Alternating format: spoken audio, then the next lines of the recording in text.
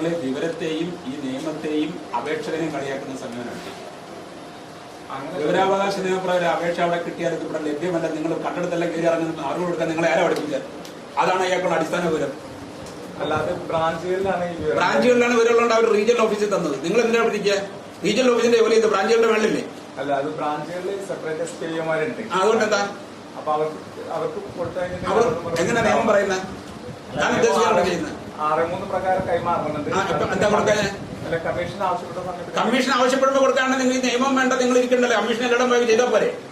അല്ല, ഞങ്ങൾ കൊടുത്തു. എന്ത് കൊടുത്ത്? അവിടെ വിവരം ലഭ്യമല്ലെന്ന് നിങ്ങൾ കൊടുത്തു. അവിടെ മറ്റുള്ള ഓഫീസിൽ കയറി ഇറക്കാൻ നിങ്ങൾ മറുപടി കൊടുത്തു. അതല്ലേ ചെയ്തത്?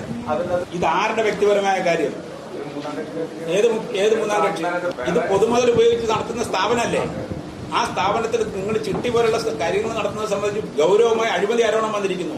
നിങ്ങൾ മൂന്നാം കക്ഷി വിവരമാണെന്ന് നിങ്ങളാണ് തീരുമാനിക്കുന്നത്. മൂന്നാം കക്ഷി 8-1 ചെയ്യണമെന്ന് നിങ്ങളുടെ ആര് പറഞ്ഞു? 8-1 മൂന്നാം കക്ഷി നിയമമാണെന്ന് ആരാണ് നിങ്ങളെ പഠിപ്പിച്ചത്? വ്യക്തിപരമായ വിവരങ്ങളാണെന്ന് ആര് പറഞ്ഞു? ആരുടെ വ്യക്തിപരം?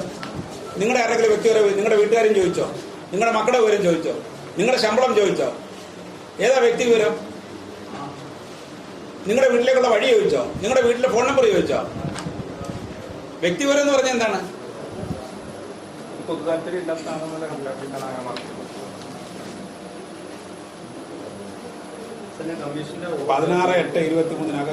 ചോദിച്ച മുഴുവൻ വിവരങ്ങളും നിങ്ങൾ കൊടുക്കണം. അല്ലെങ്കിൽ നിങ്ങളുടെ സബ് ഓഫീസിലാണ് അവിടെ നിന്ന് കളക്ട് ചെയ്ത് ഇമ്മീഡിയറ്റ് ആയിട്ട് കൊടുക്കണം. എന്നിട്ട് 25-ന് കമ്മീഷന് കൈപ്പറ്റ നിങ്ങൾ പോയി കൈപ്പറ്റി വാങ്ങണം. 16 അവിടെ ചെല്ലണം. കൈപ്പറ്റ എനിക്ക് അയച്ചത് മറുപടി കൊടുക്കാനല്ലേ, വിവരം കൊടുക്കണം. മറുപടി കൊടുക്കും.